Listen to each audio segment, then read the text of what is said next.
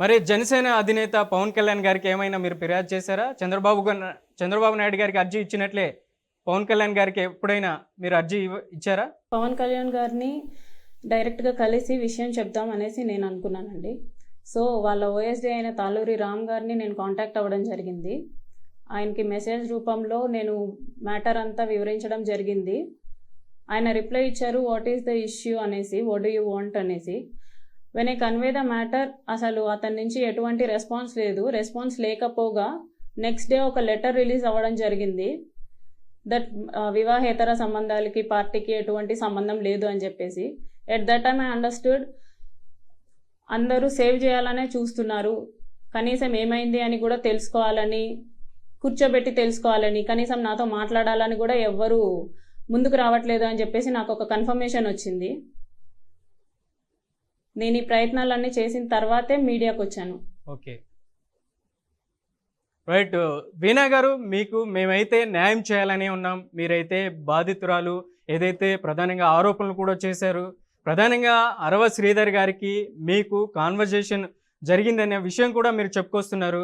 ఇక మీకు జరిగినటువంటి సన్నివేశం, సందర్భం అది ఒకసారి బ్రీఫ్గా ఎక్స్ప్లెయిన్ చేస్తారా? చూసే వాళ్ళకి కూడా బాగుంటుంది. మీరు లెంతీగా చెప్పండి, ఏదైనా విషయం అర్థమయ్యేటట్లు. తర్వాత మిమ్మల్ని ఏదైనా నేను క్వశ్చన్ చేయగలుగుతా. ఫస్ట్ థింగ్, ఇది పొలిటికల్ ఇష్యూ కాదండి. దీన్ని మేము పొలిటికల్గా చూడాలనుకోవట్లేదు. దీన్ని పాలిటిక్స్ చేయాలని నాకు ఎలాంటి ఉద్దేశం లేదు. శ్రీధర్ అనేవాడు అబ్బాయి, నేను ఒక అమ్మాయి. అతను నాకు అన్యాయం చేశాడు. అండ్ ఎవ్రీవన్ అలాగే చూడండి. It's my request. అఫీషియల్గా చూడకండి, పార్టీల మీద రుద్దకండి. అండ్ కమింగ్ టు 25 crores, నా నోరు తెరిచి నేను అడగలేదు ఇప్పటిదాకా. ఆ వాయిస్ రికార్డ్ ఏదో వినిపిస్తున్నారు 29 secondsది. ఐ రిక్వెస్ట్, ఎవరైతే ఆ వాయిస్ రికార్డ్ వినిపిస్తున్నారో దాని ఫుల్ ఆడియో నాకు కావాలి. దాని ఫుల్ ఆడియో నేను ఎవరితో మాట్లాడానో, నేను ఒకవేళ మాట్లాడుంటే ఆ ఫుల్ ఆడియో నాకు కావాలి. I really challenge to those people who ఎవరైతే ఆ రికార్డింగ్ని నాకు వినిపించారో, I challenge to those people to send the full audio. Even in YouTubes full audio పెట్టండి. లేకపోతే నా మీద ఒక బేస్లెస్ అలిగేషన్స్ చేయకండి. నేను ఇప్పటికీ చెప్తున్నాను, ఏదైనా డబ్బులు ఉన్నా సరే నాకు అవసరం లేదు.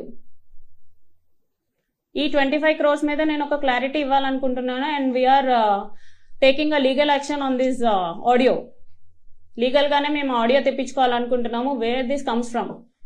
రైట్. అండ్ ఇంకొకటి, కమింగ్ టు శ్రీధర్ వాళ్ళ మదర్ చెప్పారు, ఎఫ్ఐఆర్ ఫైల్ చేశారు ఎక్సెట్రా ఎక్సెట్రా అని చెప్పేసి. అమ్మ, మీరు ఎప్పుడు ఎఫ్ఐఆర్ ఫైల్ చేశారో నాకు తెలీదు. మీరు ఇంతకు ముందే ఫైల్ చేసి ఉంటే నా మీద ఒక ఎమ్మెల్యే గారి తల్లిగా ఎటువంటి పోలీసు నన్ను అప్రోచ్ అవ్వలేదు, నా మీద యాక్షన్ తీసుకోలేదు. అండ్ ఇప్పుడు మీరు రీసెంట్గా కంప్లైంట్ చేసి ఉంటే అది మీ కొడుకుని మీరు సేఫ్ చేసుకోవడానికే అమ్మ.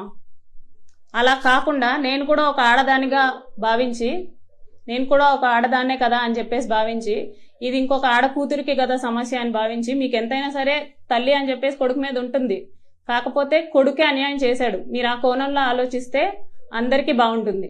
It's my request. మీరు వీణా గారు, సాధారణ అబ్బాయి అరవ శ్రీధర్ అని మీరు అంటున్నారు. ఇది పొలిటికల్గా జనసేన పెద్ద ఇష్యూ అవుతుంది. ఆయన రైల్వే కోడూరులో జనసేన పార్టీకి ఎమ్మెల్యేగా రూలింగ్ పార్టీలో ఉన్నారు. ప్రధానంగా పెద్ద ఎత్తున ప్రతిపక్షాలు కూడా ఆరోపణలు చేస్తూ వస్తున్నాయి. మరి ఎక్కడికి చూసినా సోషల్ మీడియాలో కూడా మీ ఇష్యూసే నడుస్తున్నాయి. బాధిత మహిళ ఆరోపణలు ఎదుర్కొన్నటువంటి అరవ శ్రీధర్ అనేసి. మరి మీరు సాధారణ అబ్బాయి అంటుంటే ఎలా చూడొచ్చు అంటారు? Okay, let me clarify you one thing. Okay, ఆయన జనసేన ఎమ్మెల్యే అయితే నేను కూడా పవన్ కళ్యాణ్ గారి డిపార్ట్మెంట్లో పనిచేసే ఒక ఉద్యోగిని. ఆయన మా పంచాయతీరాజ్ మినిస్టర్. ఆయనకి శ్రీధర్ ఎంత ఇంపార్టెంటో ఆయన ఉద్యోగి కూడా అంత ఇంపార్టెంట్ కదా. శ్రీధర్ అనేవాడు జనసేన అని రాజకీయం చేస్తే, శ్రీధర్ అనే పేరు పెట్టుకొని జనసేన రాజకీయం చేస్తే డిపార్ట్మెంట్ని కూడా రాజకీయం చేయండి, లేకపోతే చేయకండి.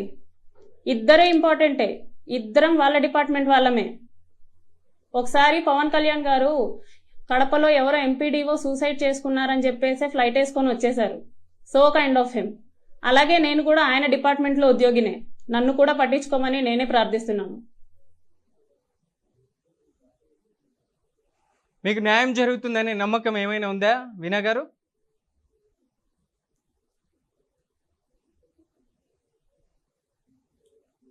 నేనైతే పోరాటం చేస్తానండి న్యాయం గురించి. ఓకే, వీణా గారు, మీరు జనసేన పార్టీకి సంబంధించినటువంటి అధినాయకుడికి మీరు పవన్ కళ్యాణ్ కూడా చెప్పలేదనేసి మీరు అంటున్నారు. మీరు ప్రధానంగా ఏదైతే ఆయన జనసేన పార్టీకి సంబంధించినటువంటి ఎమ్మెల్యే, మీకు పార్టీ సైడ్ నుంచి ఏమైనా ప్రెజర్స్ ఏమైనా వచ్చాయా ఈ మధ్య కాలంలో, ఈ 1 or 2 డేస్లో? ఏం ప్రెషర్స్ రాలేదండి, లేదండి, not even a single call. Right. Janasena పార్టీకి సంబంధించినటువంటి తాతం శెట్టితో కూడా మీరు మాట్లాడినటువంటి కాన్వర్జేషన్ కూడా మేము విన్నాం. అదేమైనా మీకు మాట్లాడినటువంటి పరిస్థితుల్లో మీకు రియాక్ట్ అయ్యారా అటు సైడ్ నుంచి? అది నేనే ఆడియో మొత్తం పెట్టాను కదండి, అంతే జరిగింది. ఆయనకి నాకు మధ్య కాన్వర్సేషన్ అంతే జరిగింది. ఆయన ప్రధానంగా ఒక విషయం అయితే చెప్పినట్టున్నారు, మీరు ఫ్యామిలీతో వెళ్ళండి, మీకు ఒక అబ్బాయి కూడా ఉన్నారు అనేసి కూడా ఆడియో క్లిప్పింగ్లో విన్నాం. ఏంటి, ఇంకా ఏమైనా చెప్పారా? అతను నాతో ఆ రోజు ఫస్ట్ టైం మాట్లాడాడండి. ఇదంతా శ్రీధర్కి చెప్పి ఆ పిల్ల ఫ్యామిలీకి ఆ పిల్లని వదిలేయి, నువ్వు మానేయి అనేసి శ్రీధర్కి చెప్పుంటే కూడా బాగుండేదండి. ఎందుకంటే శ్రీధర్ పక్కనే ఉంటాడు. అతను నాకు చెప్పడం కంటే అతనికి ముందే చెప్పుండుంటే ఇదంతా వచ్చిండేది కాదు కదండి. వీణా గారు, మీరు చాలా వరకు వీడియోస్ కూడా ఉన్నాయి, ప్రూఫ్స్ కూడా సేవ్ చేసుకున్నాం అనేసి చెప్తున్నారు. మరి అరవ శ్రీధర్ గారిని బ్లాక్మెయిల్ చేయడానికా, లేకపోతే ఆయన నుంచి మీరు ఏదైతే ఆయన నుంచి మీకు బలవంతంగా ఆయన మిమ్మల్ని మభ్యపెట్టి లోబర్చుకొని ఇలా చేశారా? ఏ విధమైనటువంటి ఆయన గురించి, ఆయన దగ్గర నుంచి మీరు ఎప్పుడు బెనిఫిట్స్ పొందలేదా? ఏ ఒక్క బెనిఫిట్ పొందలేదండి.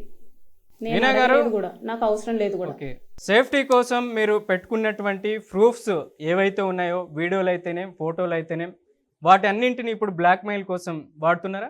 బ్లాక్మెయిల్ కోసం కాదండి, మీడియా ముందు పెట్టాలని వాడని. ఓకే, ఇంకా ప్రూఫ్స్ ఏమైనా ఉన్నాయా మీ దగ్గర? వీడియోస్, వీడియో ఇతను నన్ను రూపంలో మోసం చేసిండు, జనసేన ఎమ్మెల్యే మోసం చేసిండు అంటే పోలీసులు నమ్మరు, జనాలు కూడా నమ్మరు. వీణా గారు, ఈ ప్రూఫ్స్తో వాళ్ళు నమ్ముతారనే భావన మీరు ఎక్స్పెక్ట్ చేస్తున్నారా? లీగల్గా వెళ్తే ఎవ్రీథింగ్ తేలుతుందండి. అవి ఫేకా, రియలా, నిజంగా జరిగినాయా, జరగలేదా, అసలు శ్రీధర్కి నాకు మధ్య ఏం నడిచింది అనేది లీగల్గా వెళ్తే ఎవ్రీథింగ్ విల్ బి ప్రూవ్డ్.